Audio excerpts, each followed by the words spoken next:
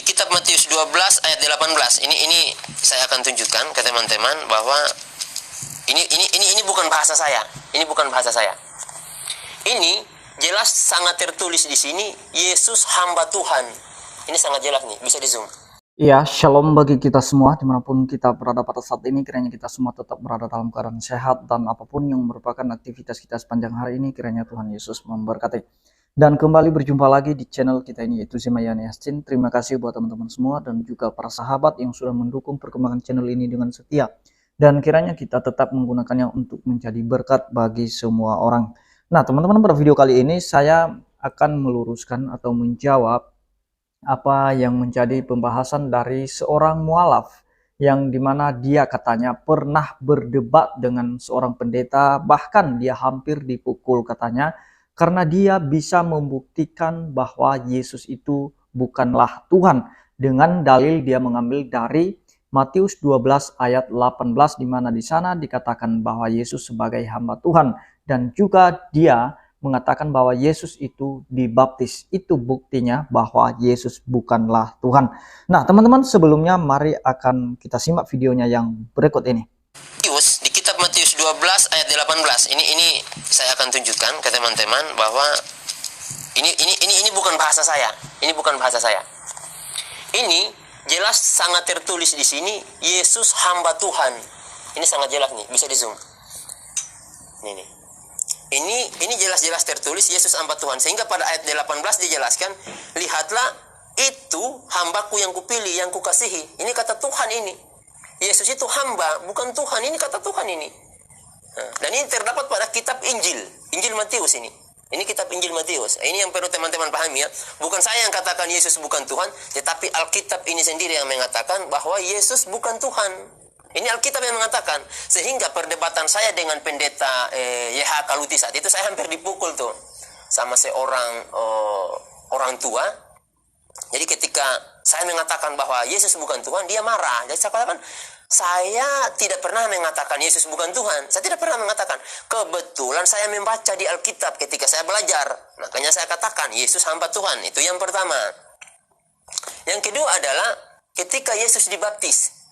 Nah, ketika Yesus dibaptis itu, keluarlah burung menyerupai burung merpati, dan Allah berfirman, inilah anakku yang kukasihi, kepadanya lah aku berkenan. Itu kata Allah.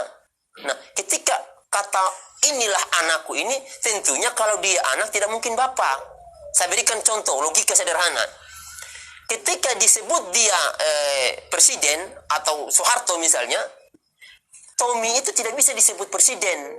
Dia tetap disebut anak. Yang artinya ketika Tuhan menyebut dia anak atau hamba, tidak bisa seorang hamba itu menjadi Tuhan atau seorang anak itu menjadi Tuhan. Seperti itu logika sederhana. Nah, jadi itu dia videonya, teman-teman. Kita sudah melihat, mendengarkan apa yang dituduhkan terhadap kekristenan. Dia mengatakan bahwa dia pernah berdebat dengan seorang pendeta, bahkan hampir dipukul katanya ya. Karena dia bisa membuktikan bahwa Yesus itu bukan Tuhan dan Yesus itu dibaptis. Dan itu tandanya bahwa Yesus sama sekali bukan Tuhan. Nah, teman-teman, seperti biasanya para mualaf bahkan para polemikus selalu memberikan tuduhan yang sama. Dan mereka mengambil atau mengutip ayat-ayat yang membahas tentang Yesus sebagai manusia. Nah, teman-teman, kalau kita perhatikan di dalam Alkitab itu, Yesus itu tidak hanya disebut sebagai hamba. Yesus juga disebut sebagai Mesias, sebagai anak Allah, sebagai anak manusia, dan lain sebagainya. Nah, kenapa Tuhan Yesus menyandang gelar-gelar seperti itu, sebutan-sebutan seperti itu, teman-teman? Karena itu sesuai dengan pelayanan yang dia kerjakan. Nah, kapan dia dikatakan sebagai seorang hamba yang taat? Ketika dia melaksanakan visi misi Allah yang Tuhan percayakan kepadanya, yang Allah percayakan kepadanya. Di mana Yesus ini, waktu dia belum jadi manusia, dia adalah firman pada mulanya. Dan firman itu bersama-sama dengan Allah. Dan firman itu adalah Allah sendiri. Dan sehingga Allah mengirim firman-Nya seperti yang ada di dalam kitab Yesaya. Di mana Allah mengutus firman-Nya. Dan firman itu melakukan segala apa yang Allah kehendaki. Nah, jadi bukan hanya dikatakan sebagai hamba kepada Yesus, dia juga sebagai anak manusia, sebagai Mesias, sebagai hakim, sebagai raja, dan lain sebagainya. Nah, jadi teman-teman, ketika dia mengutip ayat dari Matius ya, dari Matius 12 ayat 18, dia hanya mengutip satu ayat. Dan dia tidak tahu bahwa ayat tersebut itu merupakan penggenapan dari apa yang ditulis oleh Nabi Yesaya atau apa yang difirmankan oleh Allah kepada Nabi Yesaya. Mari kita akan cek jawabannya. Kenapa Yesus disebut sebagai hamba? Apakah dia bukan Tuhan? Karena ada kalimat yang mengatakan Yesus sebagai hamba. Mari kita akan melihat jawabannya secara lengkap dari Filipi 2 ayat 6 sampai 11 teman-teman ya. Nah, begini firman Tuhan, yang walaupun dalam rupa Allah, perhatikan teman-teman, yang walaupun dalam rupa Allah tidak menganggap kesetaraan dengan Allah itu sebagai milik yang harus dipertahankan. Jadi Allah itu tidak mempertahankan dirinya sebagai Allah yang tidak bisa berubah untuk menjadi manusia. Jadi dalam ayat yang ke-7 di situ dikatakan melainkan telah mengosongkan dirinya sendiri dan mengambil rupa seorang hamba. Perhatikan teman-teman ya. Di dalam ayat yang ke-7 di situ dikatakan melainkan telah mengosongkan dirinya sendiri dan mengambil rupa seorang hamba. Apa tujuannya dan apa maksudnya Allah mengambil rupa seorang hamba dan menjadi sama dengan manusia? Nah, supaya dia taat. Nah, seorang hamba harus taat melaksanakan apa yang diperintahkan kepadanya. Nah, ayat yang ke-8, dan dalam keadaannya sebagai manusia teman-teman, ia telah merendahkan dirinya. Jadi hamba itu merendahkan diri. Istilahnya merendahkan diri itu mau dicaci maki, mau difitnah, mau dituduh. Dan itu terbukti kepada Yesus ketika dia difitnah, dituduh oleh ahli Taurat dan Farisi. Nah, sekalipun dia dicaci maki, dia tetap rendah hati dan memberikan jawaban-jawaban kepada ahli Taurat dan orang Farisi dengan penuh hikmat. Nah, jadi taat sampai mati. Bahkan ketaatannya teman-teman bukan hanya sekedar taat melakukan, tetapi dia taat bahkan sampai nyawa lepas dari daging itu. Sampai mati. Bahkan sampai mati di kayu salib. Nah, jadi ayat 9, itulah sebabnya Allah sangat meninggikan dia dan mengaruniakan kepadanya nama di atas segala nama. Jadi kenapa kepada Yesus dikaruniakan nama di atas segala nama ini teman-teman? Karena sesuai firman Tuhan bahwa di bawah kolong langit ini tidak ada nama lain yang diberikan kepada manusia yang olehnya kita dapat diselamatkan kecuali nama Yesus itu. Nah, karena nama Yesus itu bukanlah pemberian manusia kepada Yesus dan bukanlah pemberian kedua orang tuanya kepada Yesus nama itu, melainkan itu Allah sendiri yang memberikan nama itu melalui malaikat Gabriel, di mana malaikat Gabriel berkata kepada Yusuf dalam mimpi, kalau kamu memberikan dia nama, kamu berikan dia nama Yesus. Kenapa? Karena dia yang menyelamatkan umatnya dari dosa mereka. Nah, jadi itu sudah jelas teman-teman ya. Kenapa Tuhan Yesus itu merendahkan diri? Kenapa dia menjadi seorang hamba? Karena dia adalah firman yang diutus dalam bentuk daging. Nah, ayat yang ke-10 teman-teman. Supaya dalam nama Yesus bertekuk lutut segala yang ada di langit dan yang ada di atas bumi dan yang ada di bawah bumi. Dan segala lidah mengaku Yesus Kristus adalah Tuhan bagi kemuliaan Allah Bapa. Jadi jelas teman-teman bahwa segala lidah mengaku Yesus Kristus adalah Tuhan bagi kemuliaan Allah Bapa. Jadi itulah sebabnya kenapa orang Kristen mengimani, percaya bahwa Yesus Kristus adalah Tuhan. Dialah Allah yang datang dalam rupa manusia. Dia mengambil rupa seorang hamba. Dia taat sama seperti hamba. Nah, taat, bahkan taat sampai mati di atas kayu salib. Jadi kalau saudara kita yang mualaf ini dia hanya mencomot ayat itu dan kemudian dia mengabaikan ayat-ayat yang lain, bahkan di ayat terakhir dia tidak membaca. Mari kita baca di ayat terakhir yang dia bacakan tadi dari Matius 12 ayat 18 katanya tadi. Dia membaca ayat 18 di mana sebenarnya itu merupakan penggenapan apa yang tertulis di dalam kitab Nabi Yesaya. Kalau kita lihat di ayat sebelumnya, ayat 17, apa katanya di situ? Supaya genaplah firman yang disampaikan oleh Nabi Yesaya. Nah, lihatlah itu hambaku yang kupilih, yang kukasihi, yang kepadanya jiwaku berkenan. Aku akan menaruh rohku ke atasnya, dan ia akan memaklumkan hukum kepada bangsa-bangsa. Nah, jadi itu sudah jelas ketika dia mengabaikan ayat terakhir di ayat 21, disitulah dia keliru. Dia tidak paham. Padahal kesimpulannya ada di ayat 21, di mana di sana dikatakan, dan padanyalah bangsa-bangsa akan berharap. Jelas teman-teman ya, bahwa kepada Yesus seluruh bangsa, segala bangsa berharap kepadanya. Hanya kepada Yesus saja, bukan kepada nabi yang lain. Nah, hanya kepada Yesus berharap segala bangsa yang ada di bumi ini, teman-teman. Nah, itu jawaban yang pertama tentang hamba Tuhan ya. Kenapa Yesus dikatakan sebagai hamba Tuhan?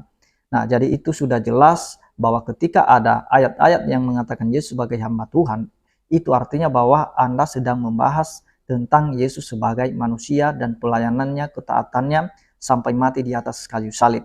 Nah, jadi itulah sebabnya dia dikatakan sebagai hamba, karena dia taat kepada seluruh hukum itu. Dan kemudian teman-teman, dia berkata Yesus itu kan dibaptis, itu tandanya bahwa Yesus itu bukanlah Tuhan. Nah, saya akan meluruskan dan memberikan jawaban yang mungkin sederhana dan mudah kita mengerti, teman-teman. Mengapa Yesus harus dibaptis oleh Yohanes Pembaptis? Banyak yang meragukan ketuhanan Yesus karena dia minta dibaptis oleh Yohanes Pembaptis. Seakan-akan Yesus lebih rendah dari Yohanes Pembaptis. Hal ini menjadi argumen utama dari pihak saudara kita polemikus Muslim untuk menyangkal Tuhan Yesus sebagai Tuhan dan Juru Selamat. Nah, kalau kita lihat kenapa Yesus dibaptis, kita akan kembali lagi kepada penggenapan kitab Imamat ayat 1 sampai 4. Di mana dikatakan di sana, lalu ia harus meletakkan tangannya ke atas kepala korban bakaran itu. Perhatikan teman-teman bahwa Yesus itu sudah dipersiapkan untuk menjadi korban dalam melunaskan utang dosa manusia. Nah, jadi itulah sebabnya Yohanes harus meletakkan tangannya di atas korban itu, di mana Yesus disebut sebagai anak domba. Dan itu penggenapan dari Imamat 1 ayat 4 ini, teman-teman. Di mana dikatakan di sana, lalu ia harus meletakkan tangannya ke atas kepala korban bakaran itu, sehingga baginya persembahan itu diperkenan untuk mengadakan pendamaian baginya. Nah, jadi itu sudah jelas mengadakan pendamaian itu perlu korban. Dan itulah yang mendamaikan kita kepada Allah sekarang, seterusnya, sampai selama-lamanya, itu melalui pengorbanan Yesus Kristus. Karena melalui pengorbanan Yesus Kristus, itulah korban yang berkenan di hadapan Allah. Karena korban-korban yang terjadi dalam imamat itu korban yang belum sempurna atau tidak sempurna. Dan itulah sebabnya Yesus datang menjadi korban yang sempurna untuk menyempurnakan korban-korban yang ada di dalam perjanjian lama. Karena itu merupakan gambaran kepada korban yang akan datang atau kepada korban yang sesungguhnya, yaitu Yesus Kristus. Dan juga di dalam Imamat 4 ayat 29, lalu haruslah ia meletakkan tangannya ke atas kepala korban penghapus dosa dan menyembelih korban itu di tempat korban bakaran. Jadi kenapa Yesus dibaptis? Kenapa Yohanes meletakkan tangannya ke atas Yesus? Karena Yesus dipersiapkan menjadi korban untuk menghapus dosa dunia. Di dalam Imamat juga 8 ayat 14, disuruhnyalah membawa lembu jantan korban penghapus dosa, lalu Harun dan anak-anaknya meletakkan tangannya ke atas kepala lembu jantan korban penghapus dosa itu. Jadi sama teman-teman ya, Yohanes Pembaptis sebagai orang yang diurapi Tuhan untuk membawa orang-orang Israel datang bertobat ke hadapan Allah. Sebagaimana yang dilakukan imam-imam di perjanjian lama. Selain harus membawa orang-orang Israel kepada Tuhan, imam juga harus menandai atau memilah korban mana yang berkenan di hadapan Allah untuk dibakar sebagai penghapus dosa. Lalu ia harus menumpangkan tangan di atas korban itu sebagai tandanya. Jadi Yohanes Pembaptis menumpangkan tangan kepada Tuhan Yesus Kristus yang sebelumnya ia ditunjuk sambil berkata, inilah anak domba Allah penghapus dosa dunia. Yesuslah korban penghapus dosa yang memenuhi syarat Allah. Dan Imam Yohanes Pembaptis menyiapkan sang korban untuk dibakar oleh api murka Allah atas dosa seluruh orang-orang Israel, yaitu kita semua umat tebusannya. Tuhan Yesus adalah korban yang disediakan Allah, sebagaimana Allah menyediakan domba menggantikan anak sah Abraham, yaitu Ishak. Allah yang menyediakan.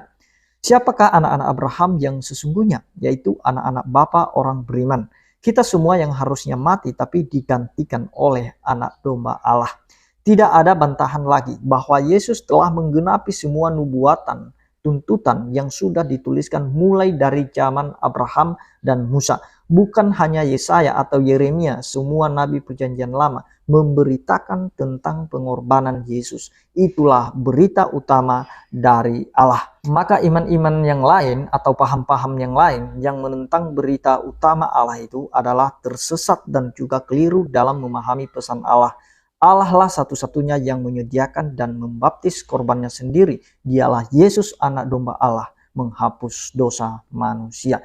Nah, jadi itu dia teman-teman, sudah jelas kenapa Yesus dibaptis pada saat itu, karena untuk memulai pelayanan Yesus dan juga Yesus dipersiapkan untuk menjadi korban, di mana Yesus mengorbankan dirinya di atas kayu salib, memberikan nyawanya kepada domba-dombanya. Dan untuk mempersiapkan itu, maka Yohanes perlu menumpangkan tangan atas korban tersebut. Kenapa para mualaf selalu menuduh begitu? Karena mereka tidak paham, tidak mengerti alur cerita atau kebenaran dari Alkitab. Mereka hanya mencomot ayat dan kemudian mereka simpulkan sendiri, mereka tafsirkan sendiri sesuka hati mereka. Mereka membaca Alkitab dengan mencari-cari ayat-ayat yang membahas Yesus sebagai manusia, di mana Yesus lapar, makan, haus, dia sebagai hamba, dia sebagai manusia, dan lain sebagainya. Mereka lupa bahwa Yesus juga pernah mengakui dirinya sebagai Tuhan di dalam Yohanes 13 ayat 13, dan juga dia mengatakan bahwa anak manusia adalah Tuhan atas hari Sabat. Kenapa mereka tidak membaca ayat-ayat yang dimana Yesus mengakui dirinya sebagai Tuhan? Karena mereka takut dan mereka nanti tidak bisa berargumen. Jadi itulah sebabnya mereka hanya mencomot-comot ayat saja. Jadi demikian yang saya sampaikan teman-teman, kiranya Tuhan Yesus memberkati kita semua. Shalom.